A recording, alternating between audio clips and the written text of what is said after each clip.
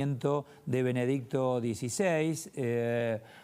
Sorprendió porque justo la ceremonia en cuanto a la despedida del año 2022, la misa era el Te Deum el sábado, la misa de agradecimiento por el nuevo año, y se anunció para este lunes la capilla ardiente. Está Elisabetta Piqué allí en Roma, es nuestra enviada, nuestra corresponsal, mejor dicho, allí en el Vaticano. Hola Elisabetta, ¿qué tal? Buenas tardes. Hola, ¿qué tal? Buenas tardes, Eduardo. Bueno, aquí contanos, sí, por favor, lo que está ocurriendo allí. Nada, les cuento aquí hoy una jornada, la verdad, bastante, te diría, histórica, porque se abrió la capilla ardiente en las primeras 5 horas, según la Gendarmería Vaticana, ya pasaron 40.000 personas en las primeras 5 horas. Ahora, en pocos minutos, a mis 7 de la tarde, se cierra, se vuelve a abrir mañana, así que bueno, calculamos que habrán pasado el doble, todo muy ordenado. Yo también, los periodistas estuvimos en pool, pudimos entrar, y lo que sorprende es, digamos, acá estamos en periodo de vacaciones de invierno, y lo impresionante es ver, por lo menos hablé, 80-90% de los que ingresaban, todos turistas, gente de vacaciones, muchos argentinos, y muchísimos que, digamos, muchísimas personas que, por supuesto, es como que entraban a la basílica porque tenían ese día, digamos, planeado ir a visitar la Basílica de San Pedro, que es un más para quien viene a Roma. Brasileros, por ejemplo, que hoy tenían la visita a los museos del Vaticano y que dijeron, bueno, vamos a la Basílica, y de repente, claro, la cola, una cola que para algunos tardó 1 hora, otras 2 horas y media, pero bueno, digamos, un flujo incesante, pero lo que yo vi, sí, también, por supuesto, muchísimas monjas, Sí, claro, curas, claro. pero muchísimos turistas y gente de vacaciones. Es decir, no sé qué hubiera pasado si no estuviéramos en periodo de vacaciones de invierno, ¿no?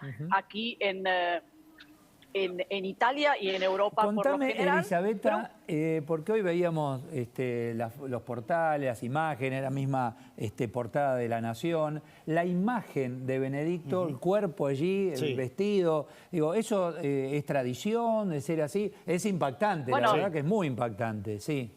Es impactante, es una buena pregunta la que haces, porque en realidad lo único de lo que está pasando, y por eso hablo de histórico, es la primera vez en 600 años que hay un funeral de un papa emérito. Es decir, no había y no hay aún protocolo para la muerte de un papa emérito, y por eso es descubrir, por ejemplo, que justamente el cuerpo expuesto allí está sin el palio papal, sin la cruz pastoral.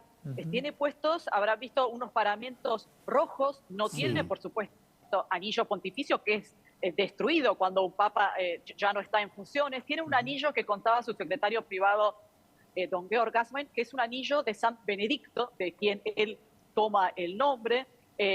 Los zapatos, como les digo, negro, y uno quizás recordaba los zapatos rojos, ¿no?, de Benedicto, que era alguien muy tradicionalista, que cuando fue electo en el 2005, el 19 de abril, él reflotó del armario, digamos, de los papas, vestimentas que ya no se usaban, porque a él le encantaban esos tipos, esas cosas, digamos, ponerse la museta roja, todas esas cosas que, como sabemos, el Papa Francisco nunca quiso hacer. El árbol de Navidad, el pesebre, o sea, todo en la misma sala, sí.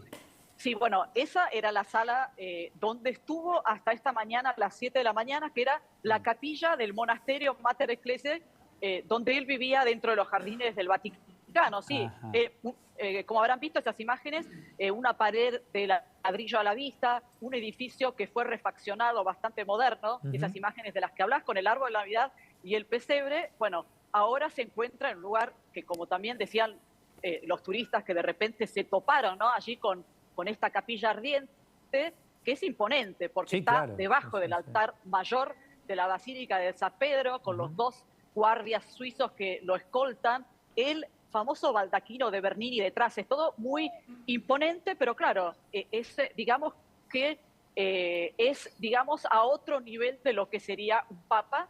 Él mismo, lo hablábamos el otro día, el mismo Benedicto quiso que este funeral fuera marcado por la simplicidad, por la austeridad.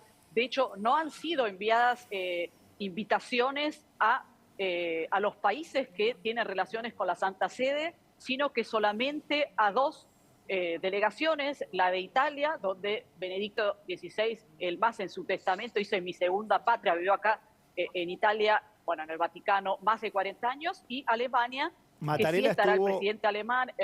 Mattarella estuvo en las Mattarella primeras fue uno, hoy. exactamente, Mattarella y Giorgia Meloni, la primer ministro, fueron los primeros esta mañana. Hay una zona, está en la cola, digamos, de la gente común, y después hay entradas para las personas VIP, y rodeando el cuerpo expuesto de Benedicto hay unas sillas de terciopelo bordó, donde justamente los VIP, digamos, allí estuvo Mattarella, allí estuvo Giorgia Meloni. Cuando yo pasé por allí esta mañana, estaba el cardenal emérito vicario de Roma, Camilo Ruini, ya tiene más de 90 años, estaba allí, estaba otro cardenal, Walter Kasper, famoso teólogo, también alemán como Benedicto, pero de una visión distinta, progresista. Claro. Es decir, todo un clima, pero lo que yo también noté, comparando, digamos, con cuando fue en abril de 2005 el funeral de Juan Pablo II, digamos, no se puede comparar. Claro. Vos sabés que hoy en una entrevista le consulto a un sacerdote, digo, por ignorando yo el tema, si los papas recibían extrema unción. Y dice, sí, en este caso sí, porque una vez que moriste somos todos iguales. Y estás enfermo y estás ya prácticamente en tus últimas horas, somos todos iguales. Y el caso de Benedicto, sí, la recibió días antes de fallecer, horas antes de fallecer, Elisabetta. No, sí, días, según contaron el Vaticano, días, justo el día que en realidad todos nos enteramos que estaba grave, que recordarán fue el Papa Francisco al final de la audiencia general de los miércoles, que dijo, por favor, recemos por el Papa emérito, que está muy enfermo. Ese día, por la tarde, le dieron la extrema unción, el miércoles por la tarde, y él muere el sábado siguiente a las 9:34 de la mañana. Hablando de Francisco, ¿ya inauguró el año recordando a Benedicto? Al amado Absolutamente, Benedicto, ¿no? Sí, pero ya, digamos, recordás ese mismo sábado que estaba esta ceremonia de despedida del año, el Te Deum. Por supuesto, ya allí habló del Papa emérito, y al día siguiente, el primero, es decir, ayer, tanto en la misa del primero de año como después en el Ángelus, él, por supuesto, agradezcamos el don que ha sido este Papa emérito, destacó sobre todo la gentileza del Papa alemán, y seguramente tendremos palabras del mismo tenor cuando el Papa presidirá el funeral solemne que habrá aquí, será aquí en la Plaza de San Pedro. Es decir, aunque, digamos, estamos en invierno y está fresco, digamos, va a ser aquí para que la mayor cantidad de gente posible pueda venir a despedirse.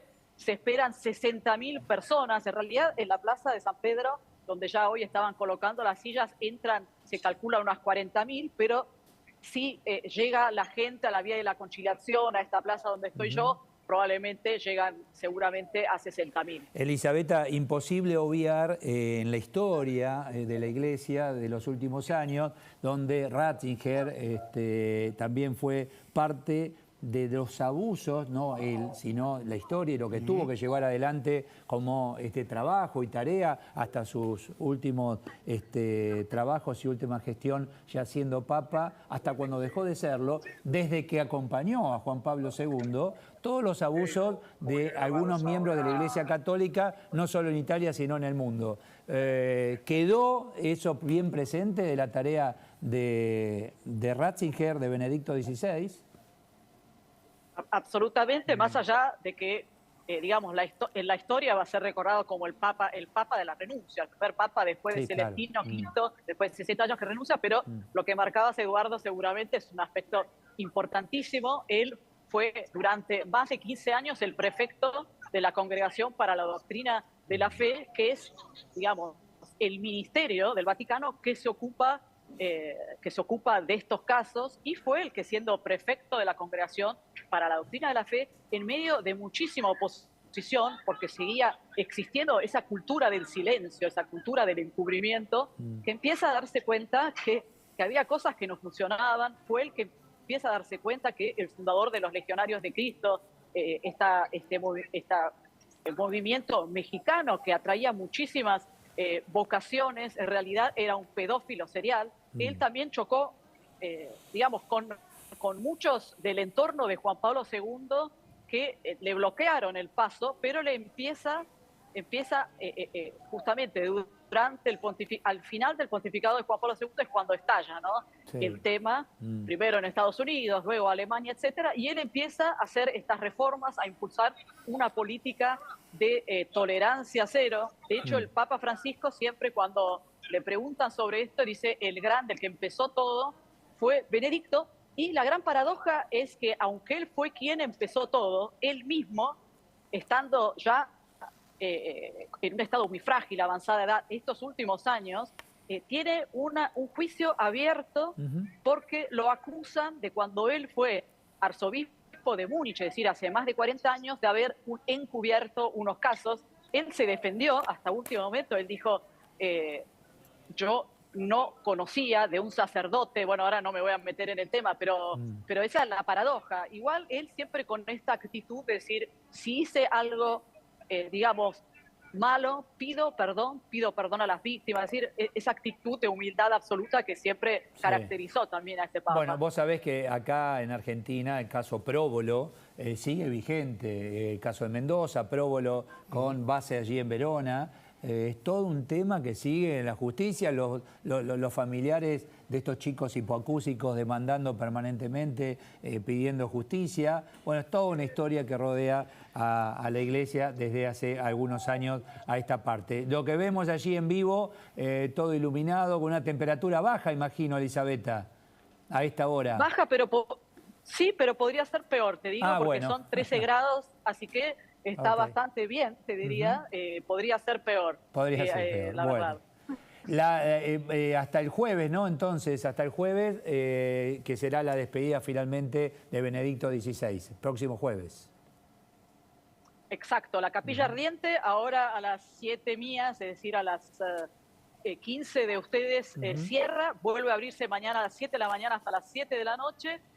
Después el miércoles también, pero bueno, el miércoles ya se cierra y para dar paso al funeral, que es temprano a la mañana, a las 9:30 de la mañana del jueves, y enseguida después del funeral, hoy ya se confirmó lo que ya en realidad se sabía extraoficialmente, que enseguida después, digamos, el Papa Emérito va a ser sepultado en la cripta del Vaticano, en las también llamadas grutas del Vaticano, en la tumba que había ocupado San Juan Pablo II, que cuando fue declarado santo subió, digamos, está en la planta baja de la Basílica de San Pedro, muy cerca de la Piedad de Miguel Ángel. Buen trabajo, Elisabetta, como siempre, y seguimos el tema. Gracias, buenas tardes. Gracias a ustedes. Hasta luego, chau. gracias. Muchas gracias, Elisabetta Piqué, desde el Vaticano. Bueno, regresamos a la Argentina, nuevamente a la ciudad de Mar del Plata, allí en la costa atlántica argentina. Temporada teatral. Agustina Maya, te escuchamos.